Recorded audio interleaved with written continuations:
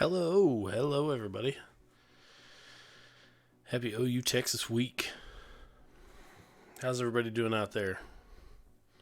Hopefully as well as I am. It's my favorite week of the year. One of my favorite weeks of the year. I have to admit I do like Bedlam week. Not more, just I do like it though. But this week is not Bedlam week. This week is all about OU Texas. Thanks for the follow, Bryce Berg. Also from earlier, Xenon, Twilcox, Doc, At Beach, Ekim, Sooners. I don't know how you got that username, but I don't know how that wasn't taken. Diana Crawford, Daddy, Stower, Coconut. Thank you. Thank you for the follows. Also, remember you can subscribe for free if you have Amazon Prime. You get a free subscription to anyone on Twitch, and I would be honored if you gave it to us. Helps us keep doing what we're doing. E. Palmer, haven't watched a lot of Texas football this year, but now I've watched 3 games: LSU, OSU, West Virginia. Each game I watched, I felt a little less confident. Any else feeling a little uneasy as the week goes on? I always get that way as the week goes on. I get nervous the closer we get to Saturday. I don't know. I can look at all the stats I want to. It doesn't matter. I'm always going to get nervous. It's always going to be an anxious feeling because it's one of those things where you never know what's going to happen. One team can be great. One team can be terrible. And in this game, all bets are off. Getting to go to my first OU Texas game this weekend. Congratulations, Bryce Berg. I guarantee you will not be disappointed. With atmosphere, just the whole thing is just an experience that it's going to be great. You're going to have a great time. Jimmy, yes, I'm a little uneasy, especially because OU will be missing 2 offensive linemen. That's the thing that's getting me too. Jimmy is the offensive line. You never see a great team with a bad offensive line, and that makes me nervous. It really does. My Twitter has been pure gold this week because of you and your pals. Well, thank you. I aim to please and inform. So thank you, Piercing Arrows. As someone who is super up to date on the team's strengths and weaknesses, what's your nightmare scenario? Given Oklahoma is the obvious favorite, if they end up losing, how does it go down? I think it goes down with an inability to move the ball on the ground. With the offensive line roughed up, you're going to have to move the ball on the ground to eventually take advantage of the weakness in the backfield for Texas, I think. Their defensive backs are, they're hurt. They don't seem to be very good at the moment. So that's a definite weakness for them. But to really take advantage of that and open the field up, Oklahoma's going to have to run the ball like they want to. And if it's a worst case scenario, that's going to be the killer.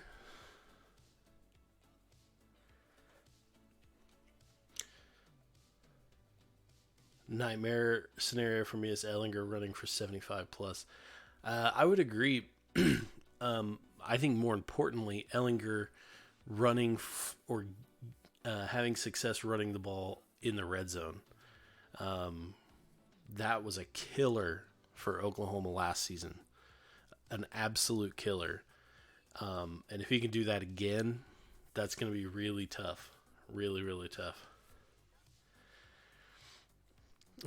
Blinkin, what has been your favorite Herman tweet from the OU Twitter fam? I really enjoyed. There was one. It was simple, but it was so great. There was one that said Tom Herman prefers IHOP to Waffle House. I thought that was so good, so good. There's been a ton of them though, and I'm surprised like that got trending in Oklahoma City. That was trending. Thousands of your tweets we're talking about Tom Herman in Oklahoma City the other night. And that was just absolutely wild. So funny. So funny. Oh, there was one Tom Herman puts his whole mouth over the nozzle of a water fountain. Really loved that one. Tom Herman doesn't answer the toy phone when a toddler hands it to him. That was really good. Very, very good. There were just so many, so many of them.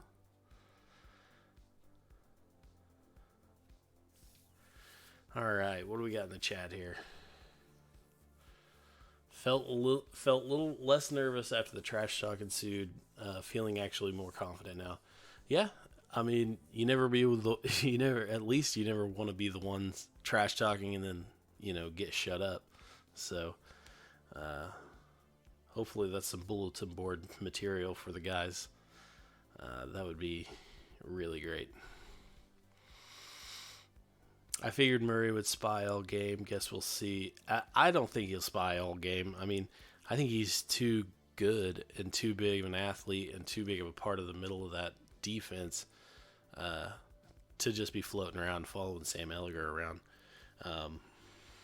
And to be fair, Ellinger hasn't run as much as he has in the past. Now, that may change this weekend because that's kind of a known weakness for Oklahoma for the last few years. But game plan wise, they haven't been running him that much. They've been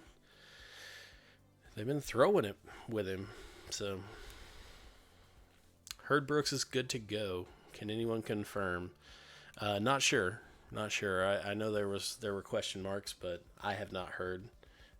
Anyone else in the chat wants to chime in if they've heard, that would be awesome.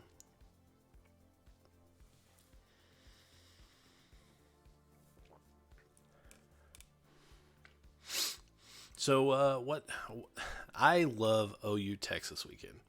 I love the trash talk. I love the getting nervous at during the week, getting excited, trash talking at the office, everything that goes with it. And the game is always so good. And the thing is the game itself always leaves us with great moments, like Superman, Mark Andrews' catch down the sideline, Calcaterra's catch last season in the championship game. You could just go. We could spend 2 hours sitting here talking about all those moments, and that's I think my favorite part of the whole bit. Do I think the refs will be extra harsh on QB hits? I don't know. I don't know why they would. I think if, maybe with the kind of reputations that both have as runners, maybe they might be waiting to blow that whistle on a late hit, maybe a slide, something like that. Over under on BJ Foster literally knocking himself out cold during a game. I don't know. He talks a lot of game for somebody with 17 tackles on the season. So, he's not exactly known for chasing down the ball carrier. So, he's only played in 3 games. So there's that, but there's 260 something defensive plays. So, and he got the guy on 17 of them. So I don't know.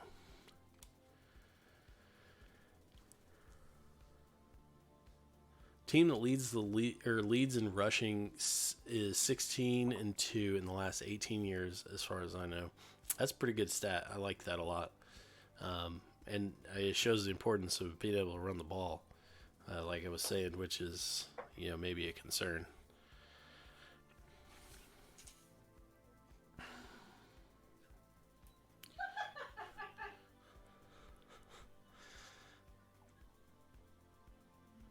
Let's see, a little off topic, but OU just got a commitment from Ethan Downs, 4-star defensive lineman. I saw that.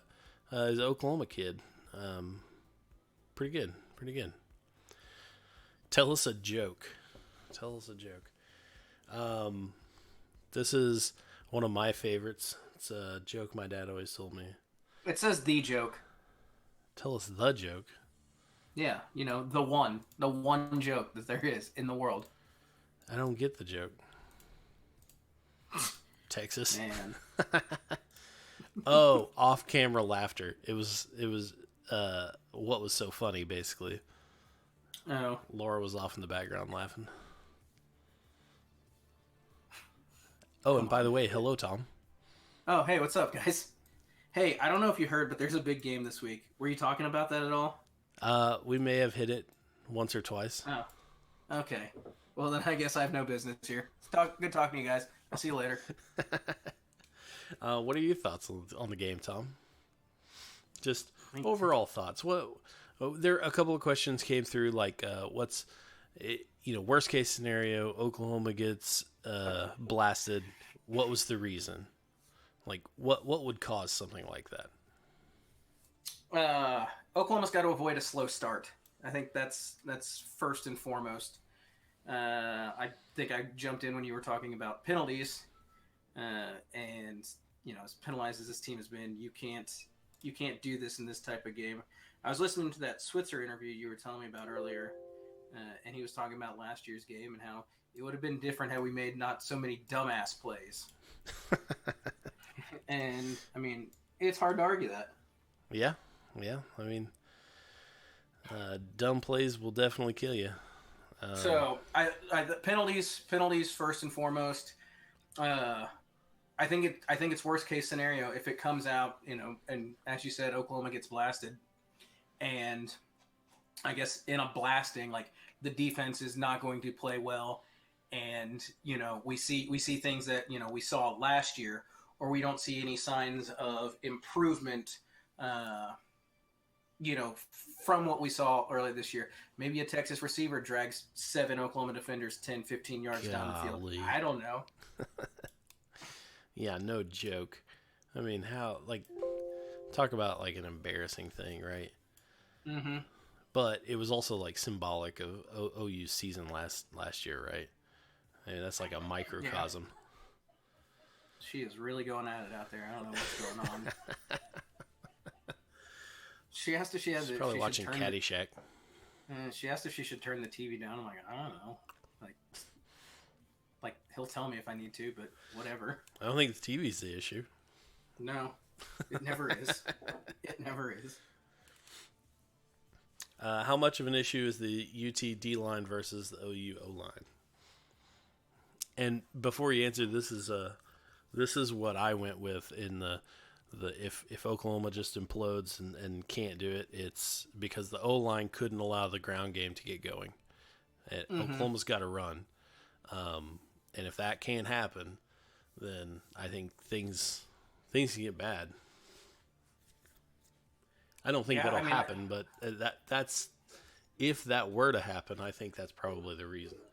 No, I think you nailed it on the head right now. This is still a unit that they're still trying to piece together. They've got injuries, they've got youth, they've got inexperience. They've got one guy who's played in a game like this, and that's Creed Humphrey. This week will be like 6 different or could be 6 different starting lineups in 6 weeks. Mm-hmm. You're not going to build a lot of cohesion, with things like that. And granted, injuries have played a role.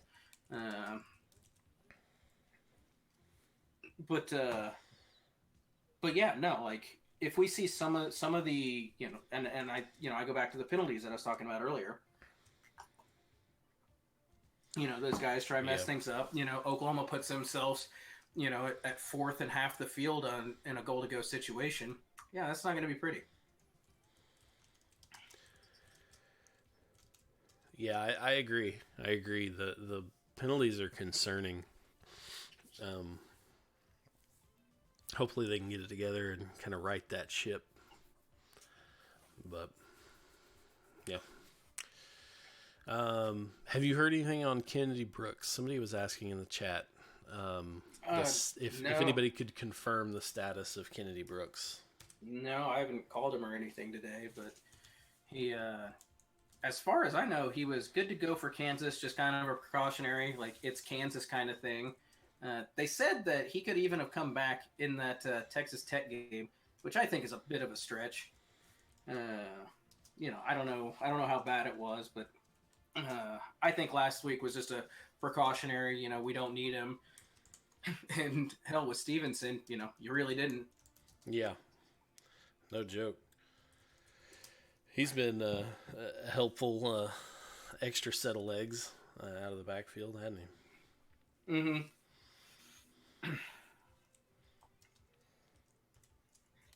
If Oklahoma and Texas got to pick one player from the other team to upgrade their own, who does each team pick? Um. Half truce and untruce, yeah. Could be gamemanship. Yeah, he's big into gamesmanship. And, I think we've talked about that in the past. And Yeah, you know, I love it. I don't. Yeah, that's my answer there, Jay. I think that's it. If he's still there, I don't even know if he's still the kicker. Is that guy still kicking there? Yeah, he was a freshman last year, so we're gonna have to be hearing yeah. Dicker the kicker for 3 more years. 3 more years, twice per season. God damn, that's a lot.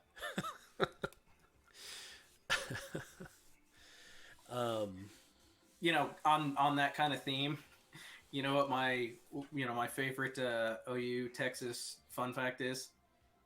Let me tell you about Colt McCoy and Jordan Shipley. I don't know if you guys knew this, but they were roommates. You don't say. I heard that somewhere once.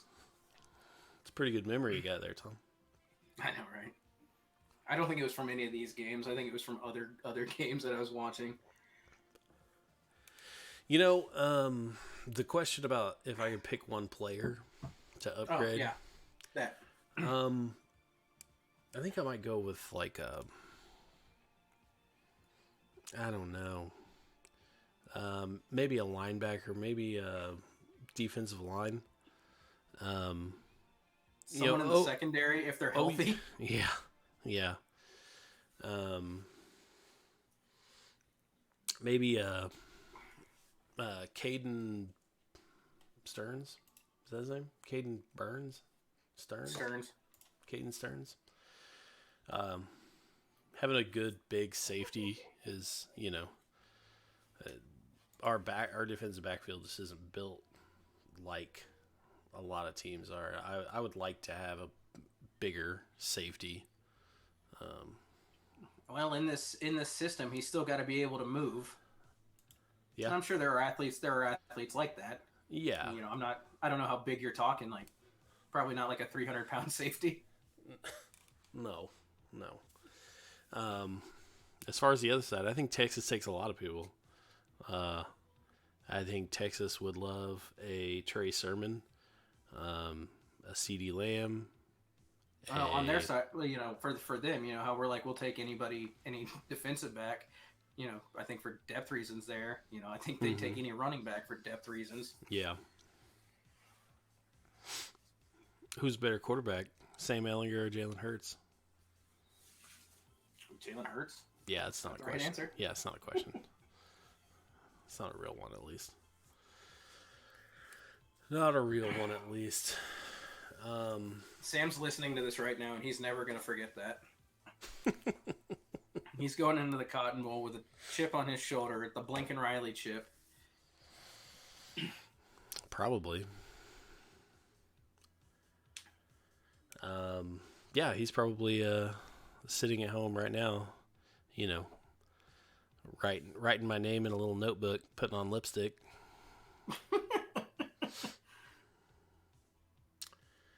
But we're kidding ourselves. No, we're kidding ourselves because in a week from now, when he gets spaghetti brained again, like he always does, he'll forget all about us. So we're fine. Oh man, we totally forgot to do our homework here. Okay. The question last stream about who wins in a fight to the death, a grizzly bear or silverback gorilla. And I don't know that this is close. I think a silverback makes quick work of a grizzly bear. I don't know enough about. Silverback's got thumbs. I don't know enough about animals to really do this without doing some research. I think thumbs are a game changer. Yeah, I think thumbs are a game changer.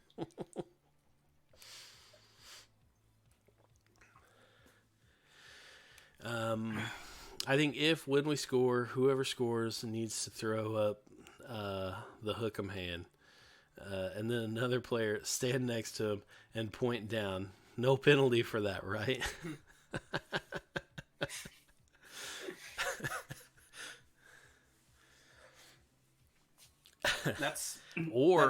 Or what if it's like a small player, right? Like what if like Kennedy Brooks scores, right? Mm-hmm. Throws up the hook 'em horns, and then Creed Humphrey picks him up and turns him upside down. Is that horns down? That's like hella taunting. Yeah, probably. Just want to remind everybody, you can subscribe for free. I mean, you can subscribe anyway, but you can subscribe for free if you have Amazon Prime. There should be a button up at the top of your screen that says Try Prime or subscribe with Prime. It would help us out, and it's free for you. It doesn't cost you anything, so feel free to do that. We would appreciate it. I think Silverback wins. Yeah, me too. Yeah, and is smarter. They said Silverback has thumbs and is smarter. Yeah, I think that's a quick fight. Okay, well, you guys have certainly convinced me. There's no way a grizzly bear outweighs a silverback gorilla by 400 pounds. Not where I expected this chat to go tonight, but here we are. Oklahoma will win if. Oklahoma will win if they can force the turnovers that they've been wanting. They've done all right this year. I don't think they've done it to the magnitude that they want, and I think to beat Texas, they're gonna need to do that. Yeah, I think Oklahoma will win if the running game is unfazed. If Oklahoma can run the ball like they have been at a 8-yard per play clip, they're going to be fine. Texas will win if Oklahoma makes too many dumbass plays. Well put. Hey, those weren't my words. Texas will win if Oklahoma goes back to their red zone woes. If they allow touchdowns every trip to the red zone, especially if Sam Ehlinger can run the ball effectively in the red zone, that's going to be trouble for Oklahoma. Do you know Oklahoma last season allowed 83.3% of red zone attempts to score a touchdown? Yes. That is the worst. That is the worst percentage of any college football team since 2013. Worse than the UMasses of the world, the Connecticut's, the All of them. That Wow. is the worst.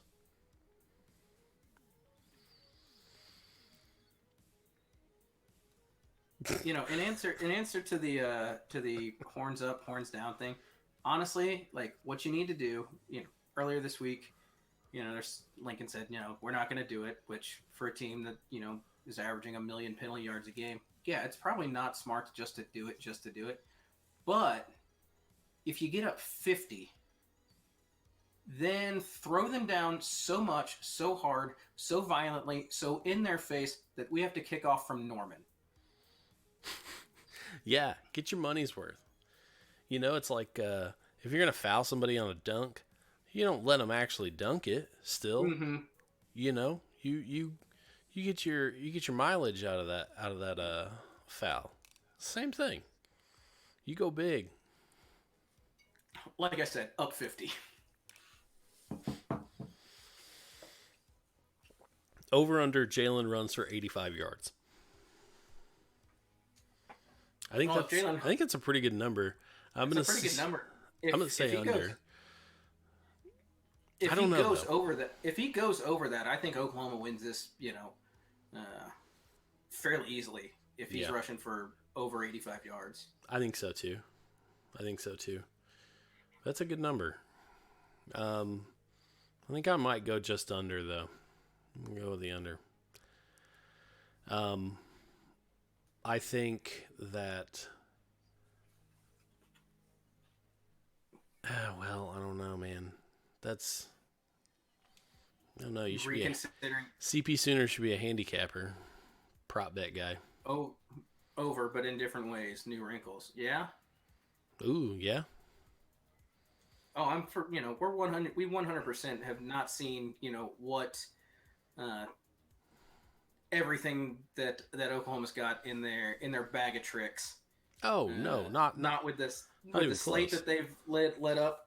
If there was a bigger, more marquee non-conference game, then maybe we would have seen something.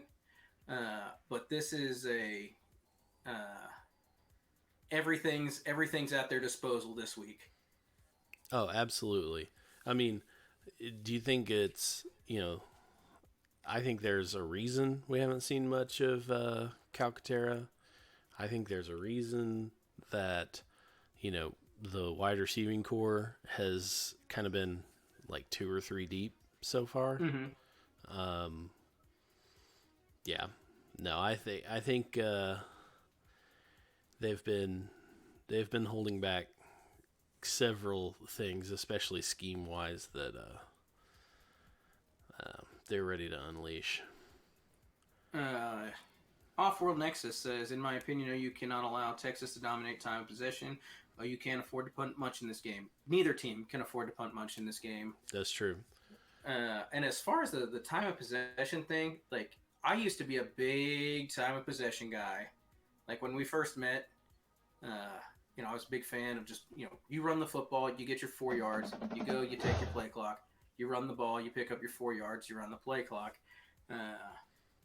But this offense, like you don't, you sometimes you're going to be on the losing end of that time of possession battle, and it's Yeah, not a bad thing. yeah, yeah. You're right. Yeah, I think you hit it on the head there. Thanks for the follow, Turu Mulatto. Turu Mulatto. Nice. Over under Stevenson 10 carries.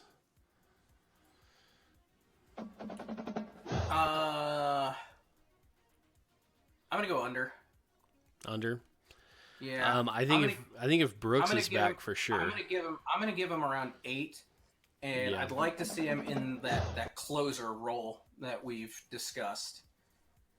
Bring in those fresh legs in the fourth quarter, because he's a guy who can apparently just outrun everybody, and then he can run them over too. So Yeah. that's the kind of back you want in that situation. And I think we're going to see more out of Brooks and Sermon, and we're going to have to because the running game is going to be so crucial. Yeah. Yeah. I agree. That running. That's all I'm worried about is the running game. If Oklahoma can run the ball, then Oklahoma's good. Andy Atkins says, what is OU's biggest weakness going into this game? And we mentioned it a little bit earlier, but offensive line for sure. Not just missing personnel, but shuffled around positions and lineups. You talk about a set of guys that always has to be on the same page. That's a definite weakness, and hopefully they are on the same page. I mean, in Biedenbow we trust, right? But did you hear Biedenbow's response to who is Ely's backup? Yeah. Me. And there's that gamesmanship thing there. Like, I don't think it's as much as he's the Bridges. He's playing defense. He's not playing defense. Or Kennedy Brooks was available. Kennedy Brooks is not available. But they'd asked him something else before that. He said, "Go talk to Coach Riley." So. Thanks for the follow, Prof. And Barry McCockner. Oh, man. Y'all nasty. What was your favorite Tom Herman joke? I went through a few earlier. I liked that there was one about Tom Herman doesn't answer the phone when the toy phone when a toddler hands it to him. I think my favorite, though, I was going back through them, and I think my favorite one is Tom Herman pats the grease off of his pizza with a napkin. I think that was my favorite one. I don't know who did that, but that was great. Did you know that got trending in Oklahoma City? Tom Herman was trending in Oklahoma City because of the thousands of tweets people were putting out. Wow. Way to go, internet. Yeah. Tom Herman claps on the planned lands. That's funny. Also, thanks for the follow, Magel Bagel.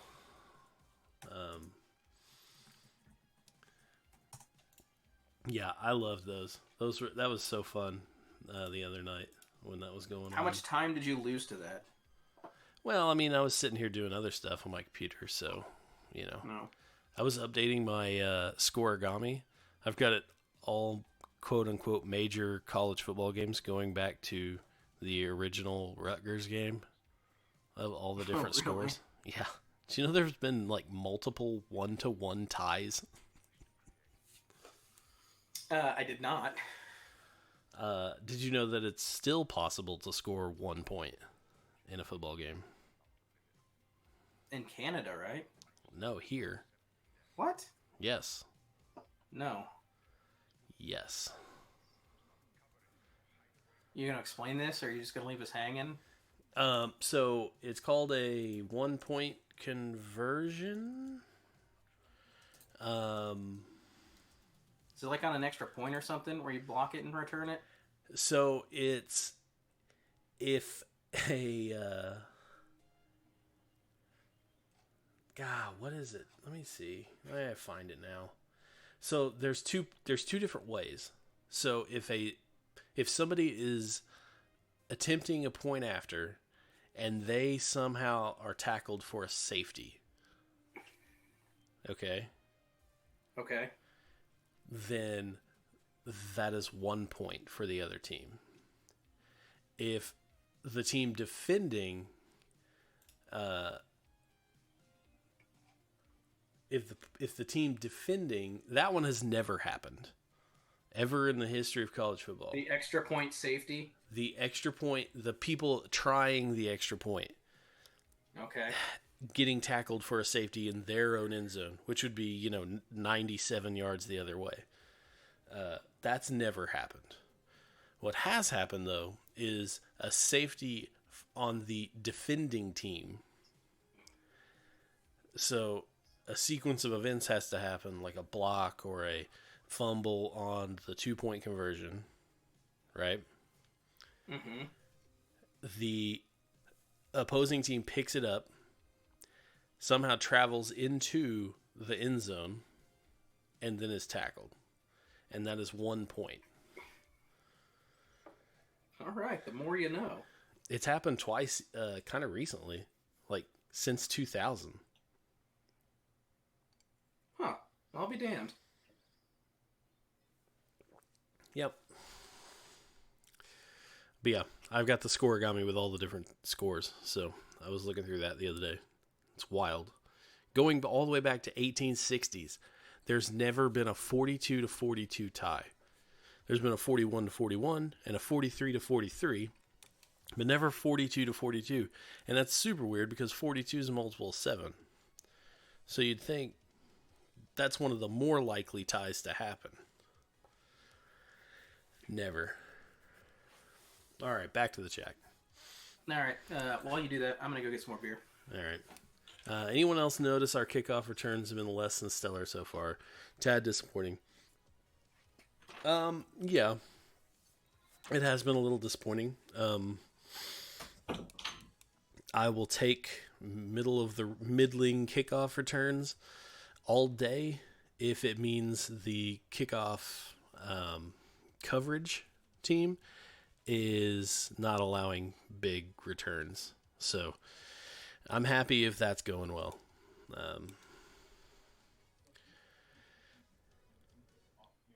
Let's see. OU penalties have been pretty bad, but with the edge this team is playing with, do they lose composure and get personal fouls and targeting fouls? I don't think personal fouls and targeting fouls. Their thing has been like mental errors, like execution errors, like false starts and holds and blocks in the back and things like that. They gotta quit that stuff. That'll be the best.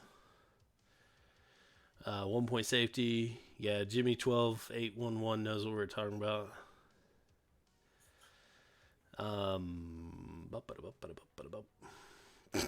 Tom Herman brings an acoustic guitar to parties. I thought that one was pretty good too. Let's see. Rank these OU quarterbacks. Ooh, this will be good. I'll wait till Tom gets back for that one. So it'll be a good discussion. Because I know there's one in that list that he'll want to throw in there. Or that's not in that list that he'll want to throw in there. Atmosphere in Red River Showdown for a long time has seemed to make Sooners tight while UT has thrived. Does Grinch's new aggressive defense mitigate that? Maybe.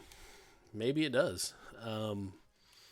Maybe Jalen Hurts' kind of calm demeanor mitigates that some.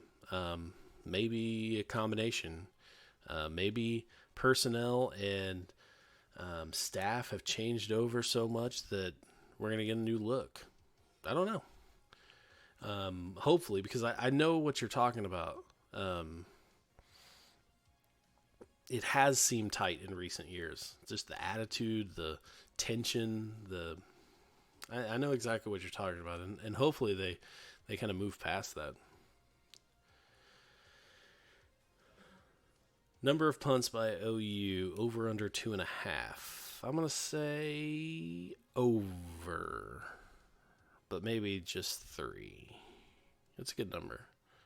I'm going to say over, though. Andy Atkins, good number. Made a bet with my friend that if Texas wins, I have to wear a Texas shirt for the whole week and vice versa. Any shirt ideas for him? Let's see. A horns down shirt? Yeah, a horns down shirt. Maybe, I mean, you could always go big and like have a shirt made. You know. But yeah, maybe an old vintage Red River shootout T-shirt. Maybe one printed up after one of the like big time ass beatings. Maybe this week will be one of those. I don't know. Horns down shirt with the nipples cut out. LSU shirt. That's pretty good. Go get one of those. Go to Africa and find one of those national championships that didn't happen for them. Like when they lost Alabama, and they shipped Yeah. all those. Yes. All the like made up fake ones. Yes. That's a good one. Okay, so we got a question. I wanted to wait until you got back. We got rank these OU quarterbacks: Jason White, Sam Bradford, Kyler Murray, Baker Mayfield, Josh Heupel. And I waited because I noticed there's a name on there that, or there's a name missing. At least that comes up with you specifically when we talk about kind of all-time quarterbacks. So, What was it again? Give them to me. it's in the chat. Jason Off-World Nexus, Jason White, Sam Bradford, Kyler Murray, Baker Mayfield, Josh Heupel. So essentially, like Stoops and on quarterbacks. Is it Steve Davis? Yeah. That's the one. What are we ranking them on? I don't know. Maybe it's up to us. Maybe best. Maybe who you would want in a game. Mr. I don't know. Jones always. I don't know if those are different, but Mr. Jones always gets left off this list. oh, Landry. I think if I just off the cuff had to rank those quarterbacks, I think I'd go Mayfield, Bradford, Murray, White, Heupel. Maybe there's some recency bias in there, but I think that's how I'd go.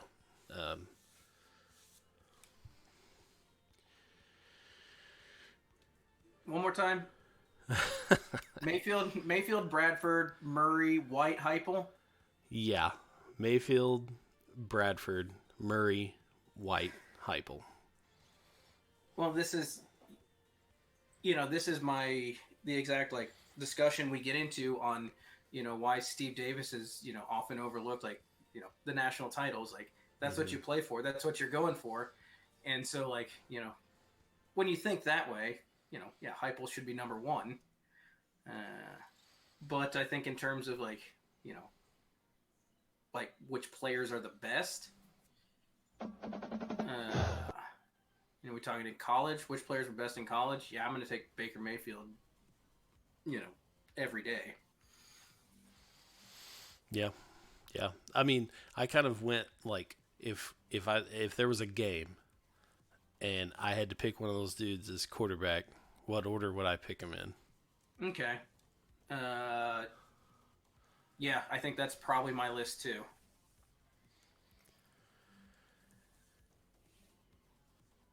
Hope we get to see Texas cheerleaders screaming at our players when we score a long touchdown again.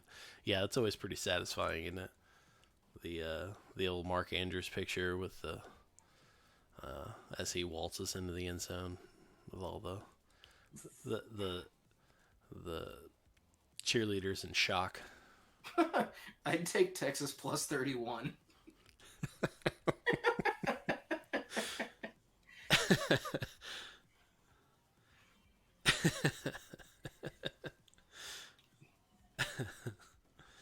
Like this is like it's this kind of shit that I'm here for. I don't know that Texas even scores in this game. Like Yeah. Yeah. I think I go through phases through the week. Like, after as soon as the final whistle blew or whatever, clock hit 0 on Saturday with Kansas, I throw my beat Texas hat. I'm like, all right, it's a big week. And you kind of sit there and you stew on it, you think about it, and then you got your Monday Tuesday pressers where people are talking, and then you're getting a little more fired up, and then by this, it's Wednesday, you're getting a little more fired up, and like things are just things that you wouldn't have thought 2 days ago. You're like, fuck it, Oklahoma's going to score 100. Well, we were talking in the very, very beginning before you got here about how like I go through a phase where I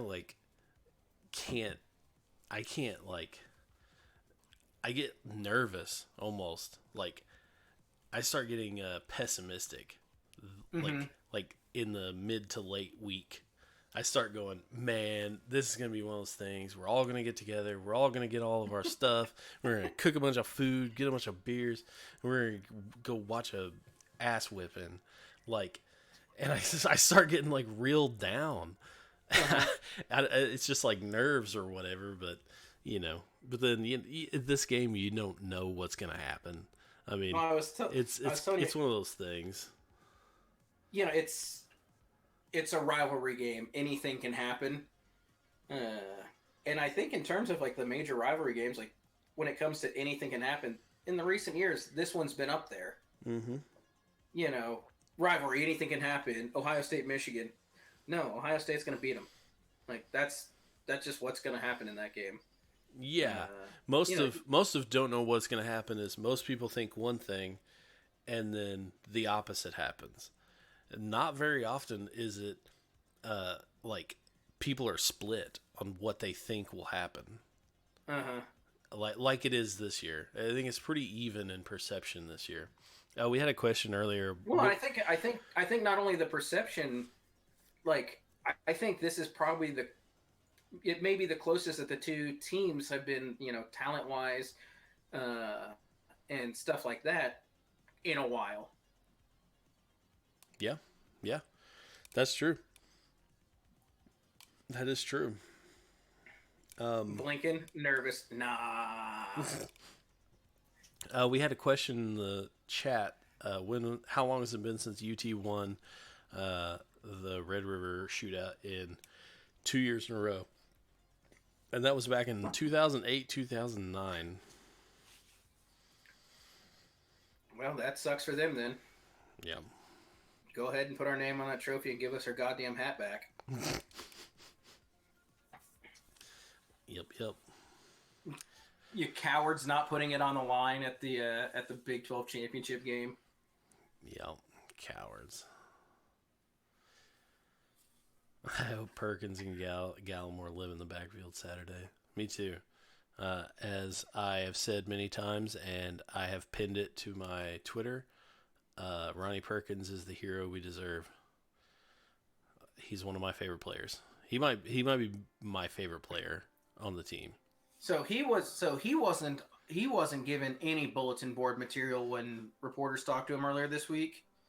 And yeah, this was after they had asked, so I think it was the Texas tackle about Perkins and Gallimore, and he took a shot at him. And the transcript I read was they were asking Perkins about Ellinger.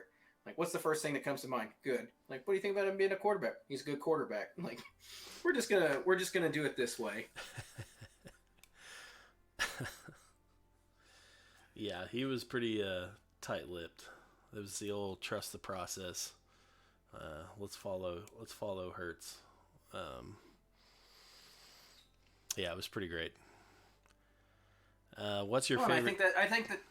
I think that's probably smart. Oh yeah, let them do the trash talking. Because if that's the case, and then you lose by 20, then yeah, you look like a real big asshole. Yeah, for real. What's your favorite Texas fan tweet of the week?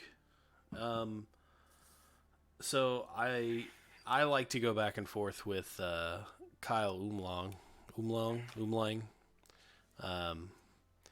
He has a similar shtick as I do, and it's been fun going. Gimmick. Yeah, going back and forth with him. It's been pretty good.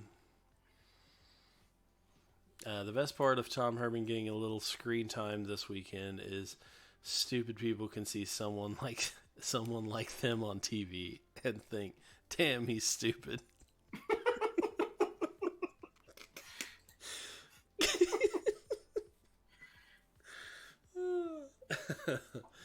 I think that's my chat funny. comment. That's my favorite chat comment of the week.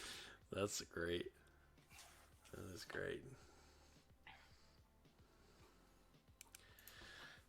So, here in a little bit, we're going to do a giveaway. I'm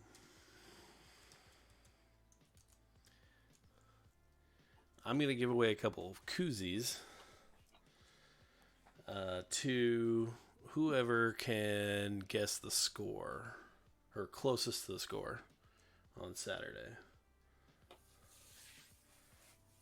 Just so you guys know, 5 minutes ago, Barry Switzer cast his Heisman ballot for hashtag Jalen Hurts. Oh, did he already? It's one of those stupid Twitter, like, Nissan things. But I'm glad that's who got the vote. Are you Googling yourself? No. I'm making... Say hi to my wife, everyone. Hi, Audra. Hi, everyone. Hi, Tom. They can't really say... Well, they can say it in the chat, I guess. Yeah. Old beef jerky. That's gross. No, I'm going to give away a couple of koozies to whoever can guess the score. But if multiple people guess the score? Well, then... Multiple people get koozies. People get koozies. Fair enough. I'm going to bed. Night. Tom says goodnight. Okay. Say goodnight, everyone. I don't think... Oh, we got a howdy. Oh, hi. I think people think I'm kidding in my tweet that you retweeted. I really am tweeting, I swear. No, I know. I don't think they do.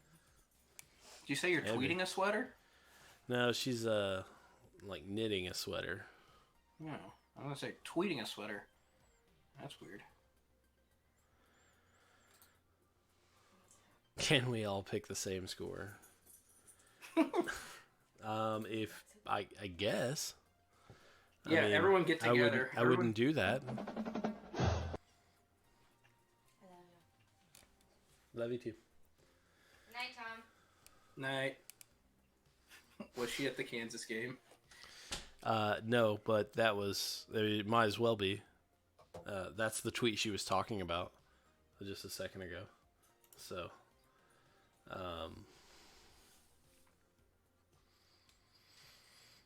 So yeah, how do you think we should do this? Maybe everybody tweet their score prediction with hashtag Red River Drinking with Blinkin. Sure. That way I can... Are you making this up as you go along? Oh yeah, 100%. Okay. Yeah, no, this is not some like planned out thing. Whoever gets closest, and we'll determine who's closest at the end. You shouldn't do it before the end. So we're gonna do Red River Drinking with Blinkin. Put the hashtag in the chat, yo. I got it. It's there. No. Like, this thing that you've got with your video screen, like, it's fantastic because this thing has been, like, the chat has been connecting ever since I showed up, so. Oh, that's good. You can follow along. Yeah, it's nice. But yeah, tweet with that hashtag your prediction for the score, and please put a winner. I mean, a lot of you are going to put OU, but please put a winner because I don't want to have to guess. But yeah, and then I will shoot you a message, get your address, see where I need to send them, and we'll find out who wins on Saturday. So get your picks, people. What do you think, Tom? What do you think about the game? What's your score prediction? Me? Yeah. Sorry, I'm watching this Dodgers game. What's the line on it? 10.5? Last I saw it was 11. No, it's moved, huh? I mean, it was 11 was Bovada, so I mean, it might be different places. Offshore sites tend to be a little different than like Vegas books. We'll go 45-28. I'm not going to tell you my winner. 28. I'm not going to tell you my winner. Damn it. It's a dark horse, I'll tell you. ESPN It's a team has that's it not at, even playing it. ESPN has it at 10.5. All right. All right. What'd you say? I say 45-28. 45-28. 45-28. Or wait, no, 42-42 tie. 42-42 tie. First in history, folks. Get you that scoregami. I think I'm going to go with 42-30. Oh, pretty close. Yeah. That's what I've been kind of at all week. 42-30.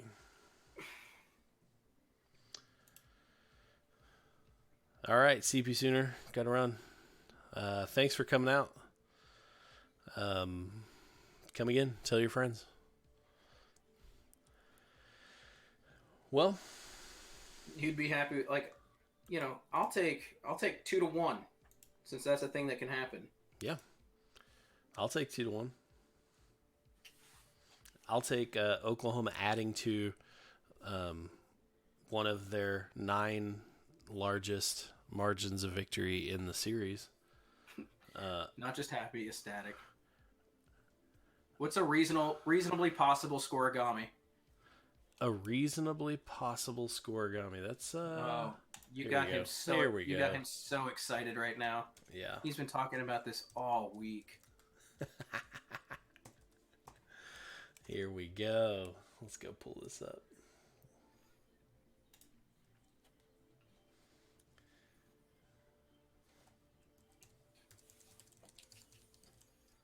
I'd have to check the chat, but I think you threw some out there that I thought were, I guess, in the realm of possibility.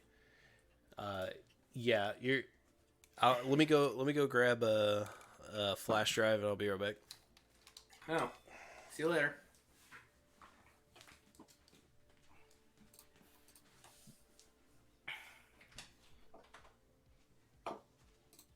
All right, so I guess you guys are stuck with me for a minute. If you got anything for me, like if you want to talk about while he's not here, let's go ahead and get this done.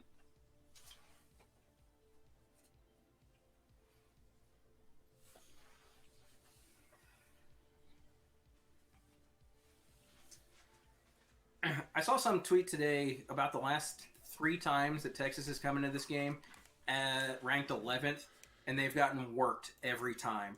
So maybe we are looking for, maybe we're going to see that 48-12 that you're talking about. All right, I'll see what I can do. Forensics is cool. Does Kenneth Mann have a breakout game? I don't know if Kenneth Mann has it. I think if Oklahoma's going to run away with this, like we're all like hoping and predicting, someone's going to step up and in a very big way. I think if we're talking breakouts, I think it's going to be more likely somebody in the secondary is going to step up and make some passes, break up some passes, make that big interception. But Kenneth Mann certainly could do it. Okay, so I've got scoregami pulled up. I think some reasonable scoregamis that could happen. Something like a 46-18. Something like a 43-32.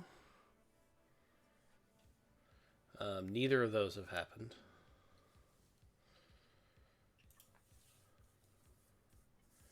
I don't know that Hurts has to put up more than Burrow to get the win. We've got 46-37 as well. I think any of those are in the realm of possibility.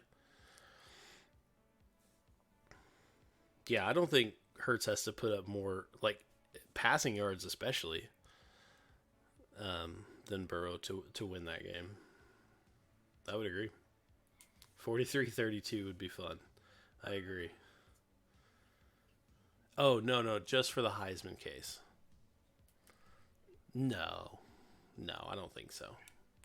I mean, it'd help, but I don't think so.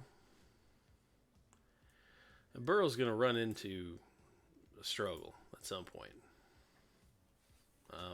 Hurts probably will too at some point, but you know. Yeah, he ran into it. It was called Kansas. Yeah. Did you see what they did to him? His efficiency rating was only 200. Pedestrian. I know, right? Yeah. Am I going to the game? I am not going to the game. I'm actually heading out bright and early tomorrow morning to Chicago. We got a couple of buddies up there that we make come down here every week. Kind of town Chicago is. So we're going to go up there for once. So we're going to go visit him. Throw them. Oh, God damn it. What? KU has the second best winning percentage against Oklahoma in the current Big 12. No, so my the shtick I've been going with the last couple of weeks, the BTP. I just checked in on it. Oh yeah. For this week. Yeah, no, it's I trash. just checked. It's trash. For those of you unfamiliar, he counted Clemson winning 21-20 against North Carolina as a positive, as a plus. Yeah, that's a good win, right? It was because they survived it. What a clown. Barry Trammell should have been cast in Joker. All right, for those of you who don't have or haven't come across it, here's Barry Trammell's top 10 poll. We'll start at number 10. Number 10, Michigan. The Wolverines have been a punching bag since getting drubbed by Wisconsin. Probably should have just left it there and left them off. Beating Iowa was a quality win. Number 9, Oregon. Ducks only loss to Auburn and Arlington is a great loss. Now, I've heard of good losses. I haven't heard of great losses. It's a great loss. It's even better than some wins. Some would say. What a dumbass. Number 8, Notre Dame. Fighting Irish victory over Virginia is the Cavaliers' only loss. 7, Wisconsin. Badgers are out of Michigan. Looks better after the Wolverines knocked off Iowa from the unbeaten ranks. Here's your number 6, Clemson. Tigers don't have a great win. They've got a couple of good wins and no great losses, which actually is why they're at 6. Georgia 5-0. Bulldogs little slow against Tennessee. Still beating Notre Dame is paying off. Number 4, Ohio State. Buckeye schedule's looking better and better. Added Michigan State notch to its belt. Cincinnati is looking strong, and the Buckeyes routed the Bearcats. Number 3, Auburn. We've all turned to ashes, and we've all turned to dust. I'll still not be dropping teams far for losing road games to good teams. Number 2, the Gators of Florida. Miami. Earlier victories, Miami, Kentucky, Tennessee have lost a lot of clout, but beating Auburn was a rousing victory. I think he moved them from 10-2 this week. So that is a hell of a rousing victory. And LSU 5-0, road wins carry a lot of weight. And I don't know if we've covered this before, but this is probably the best sentence he wrote. The Tigers won in Austin.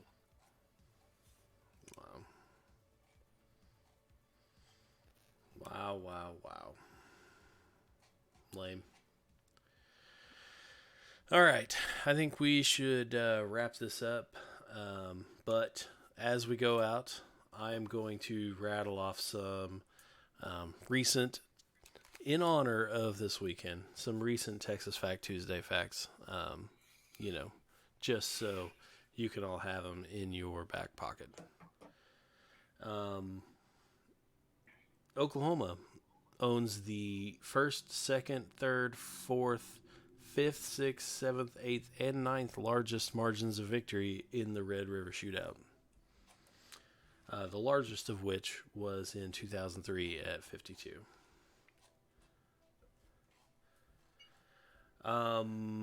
We've got Texas football has had 4 streaks of 14 or more wins in their entire history. Oklahoma has at least one streak of 14 or more wins in the 1910s, 1930s, 1940s, 1950s, 1970s, 1980s, 2000s, and 2010s. What happened in the 90s? Yeah, we don't talk about that.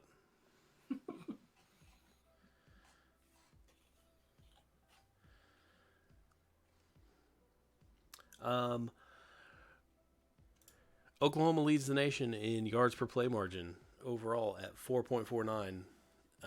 Texas is 73rd in the country at 0.21. It's not good, folks.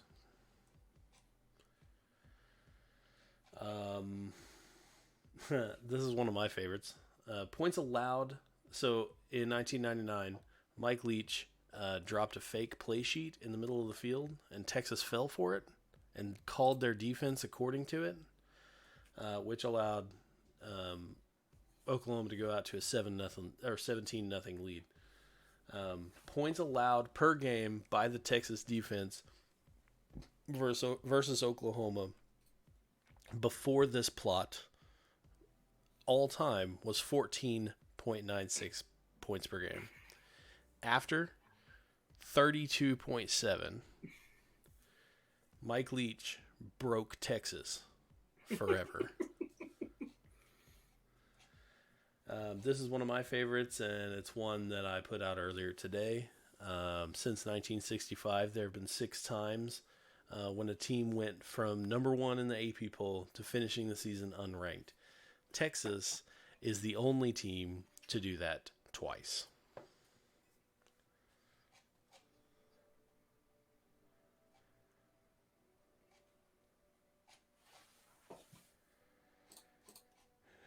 All right, and one more here.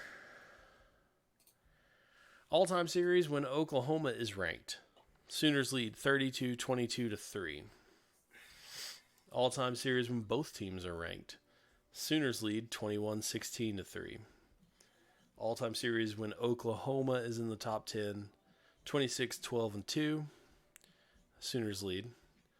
All-time series when both teams are in the top 10. Sooners lead 9-7-1.